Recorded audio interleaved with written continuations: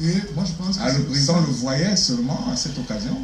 Il n'y avait pas d'autre cadre. Vous savez qu'il est dans le renseignement, et je crois qu'il y a une direction où il doit rencontrer certainement le chef de l'État tous les mardis pour lui faire le rapport sécuritaire du Cameroun.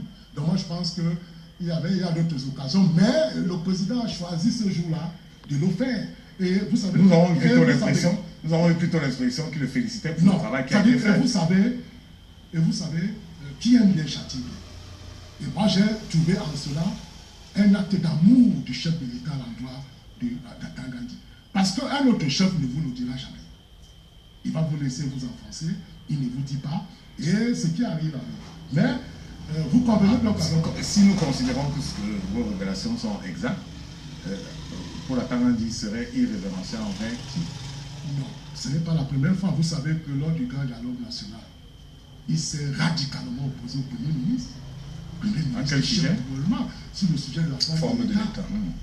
Vous avez vu, le Premier ministre a dit, nous parlerons de tous les sujets sans tabou. Mais lui, il est venu exclure un sujet. Mais il semble que le Premier ministre avait indiqué au début du grand dialogue national qu'on débattrait de tout sauf de la forme de l'État, justement. Bon, moi, c'est l'information. Non, ce n'est pas le seul cas. Oui.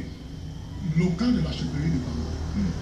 Le Premier ministre a mis en place une commission pour aller régler, mener les enquêtes, régler cette histoire, mais on s'était rendu compte que le ministre Atan Gandhi s'en était opposé. Peut-être aussi de gloire, parce que vous savez qu'il est compétent pour les chefferies de deuxième degré. C'est-à-dire que c'est pour la nomination. Oui, non, il garde la tutelle, oui, il garde la tutelle sur le premier degré. Donc, sur ce point, on a vu qu'il y a eu des ping-pong entre les deux autorités et le Premier ministre est chef du gouvernement. C'est vrai, beaucoup estiment dans la doctrine que c'est un primus inter pares, c'est-à-dire le premier de ses pairs. Le premier des ministres. Mais c'est ma thèse de doctorat où j'ai démontré que le Premier ministre ne peut pas avoir des pouvoirs qui viennent de la Constitution et que lui confère le président de la République d'estimer que c'est une institution vide.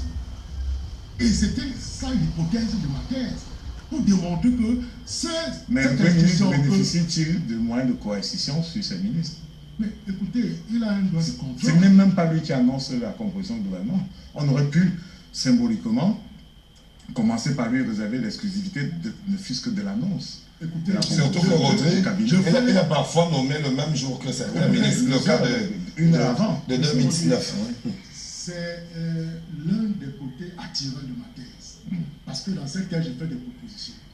J'indique que, parce que la Constitution est claire, article 10 alinéa 1, le Premier ministre nomme les membres du gouvernement sur proposition... Le président de la République. Le président de la République nomme les membres du gouvernement sur proposition du Premier ministre. Cela suppose donc que le président devait d'abord nommer le Premier ministre, qu'il prend du temps, un peu comme ça se fait en France, 2 semaines. On estime qu'ils ont eu le temps suffisamment d'épier, d'échanger pour procéder à la formation du gouvernement. Or, comme Jacques a indiqué tout à l'heure, à peine le journaliste a lu le nom du Premier ministre qui coupe un petit verre d'eau, comme on annonce le gouvernement. On se pose bien des questions. À quel moment donc on se pose pas de questions. On se pose pas de questions. On se pose pas de questions en disant ils sont bavous, mais pas nouveau au Cameroun. Le Premier ministre ne nomme pas les ministres. C'est la réalité. La Constitution indique quand même que dans la procédure consultative, oui, on dit proposition, là il peut proposer. Quand on propose, le président est libre d'accepter une proposition ou de la rejeter. Donc, tout revient sur le pouvoir discrétionnaire du chef de l'État dans la nomination des membres du gouvernement. Il est encore peut-être ému lui-même. On peut parler dans la boule de cristal parce que d'une manière ou d'une autre, rien ne nous garantit que le Premier ministre n'est pas consulté en temps et en heure justement dans cette nomination-là. Parce que vous-même vous le dites, il y a au moins une heure qui sépare ces différentes nominations-là. Et tout le monde sait au Cameroun que le président Biya ne nomme presque personne sans le consulter. Donc, moi, n'entrons pas dans un débat qui nous permettrait de perdre du temps. Monsieur Tchouino, peut être réaliste et pragmatique. Moi, je pense que ne serait-ce que psychologiquement, on aurait pu laisser 1 ou 2 semaines après la nomination formelle. Ou l'installer. Oui. Il y a une passation de pouvoir entre l'ancien Premier ministre et le nouveau.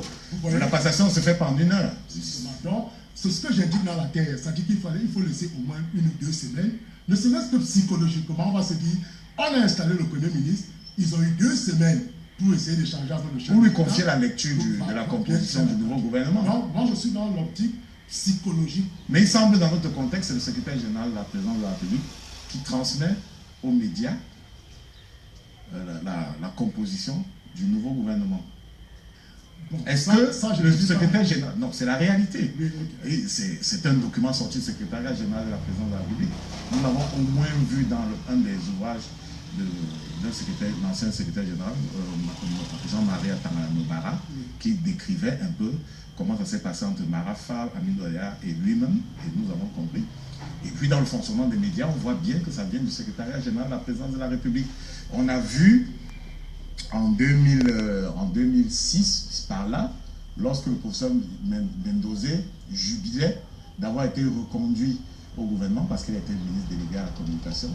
C'est un communiqué de Jean-Marie Atangana-Mobara qui précisait que M. Mendozé n'est plus ministre délégué à la présidence. Est-ce qu'au Cameroun, on a un véritable premier ministre qui est à la présidence de la République et un premier des ministres, pour reprendre votre expression, avec la formule latine tout à l'heure, qui est à l'immeuble Étoile, à Yaoundé.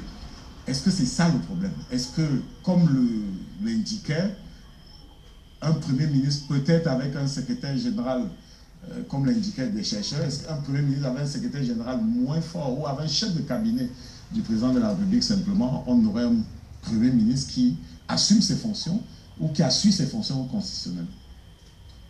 Petit André, vous me posez une question qui mérite que je l'arme de science et de connaissance. Vous indiquez que nous sommes tombés dans ce que j'appellerais l'organisation des pouvoirs politiques. Vous savez, entre le Premier ministre et le secrétaire général, c'est une question qui se pose avec acuité. Le Premier ministre est une institution constitutionnelle. Le secrétaire général est un rouage administratif. Mais maintenant, par rapport à son statut, il se pose un problème. Quel est le statut du secrétaire général de la présidence de la République? Il a un statut hybride. Parce que protocolairement, il est membre du gouvernement. Mais fonctionnellement, il est membre de la présidence de la République. Mais maintenant, sous le bas blesse, c'est simplement que depuis que les secrétaires généraux de la présidence bénéficient d'une migration permanente de signatures, il y a eu comme un basculement du pouvoir partant d'un rouage constitutionnel à un rouage administratif.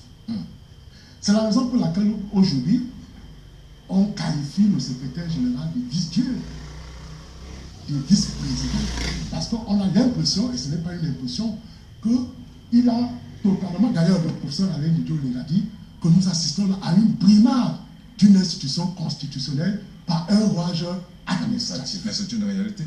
C'est un grand maître, il ne s'est pas trompé.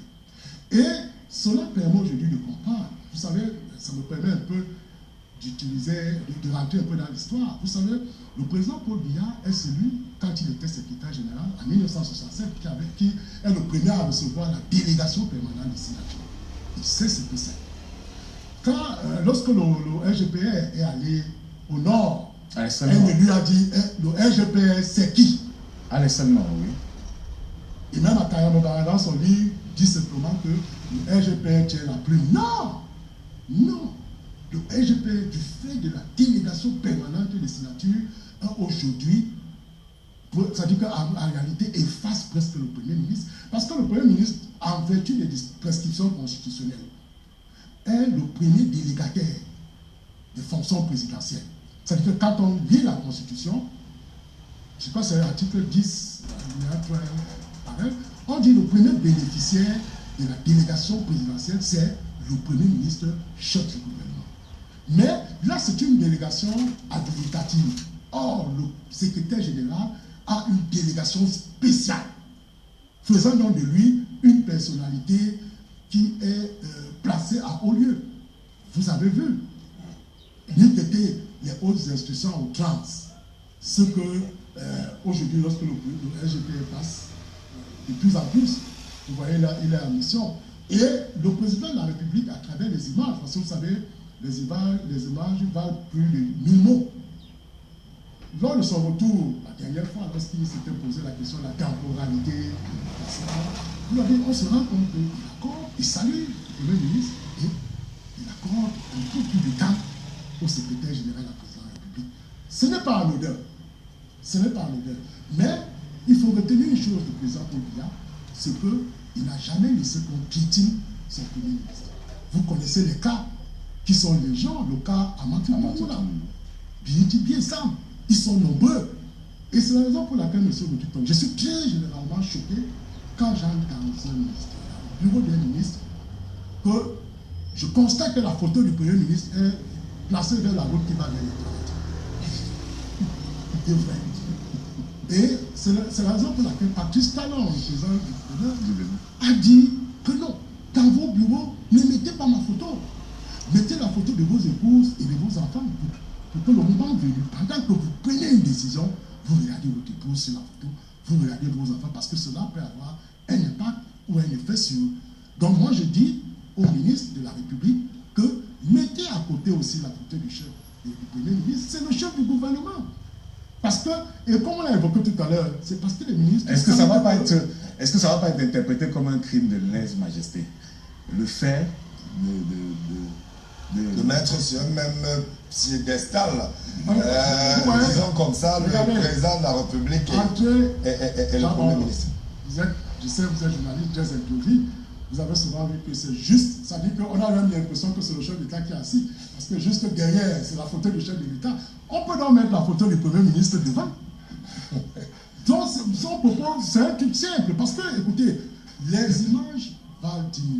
Mais le signal doit venir de la présidence de la République qui a la plus haute autorité sur l'État. Peut-être que... Mais c'est un choix. C'est un choix. Je voudrais donc qu'on juste pour ajouter un peu dans son... Comment tu peux aussi regarder une vidéo sans t'abonner? Abonne-toi! Surtout clique sur la cloche de notification. Ça, c'est la page de Buzz. Si tu veux être au courant des buzz et toutes les actualités au 237, abonne-toi et clique sur la cloche de notification. Partage aussi pour m'encourager. Surtout, si tu as quelque chose à dire, papa, lâche un commentaire.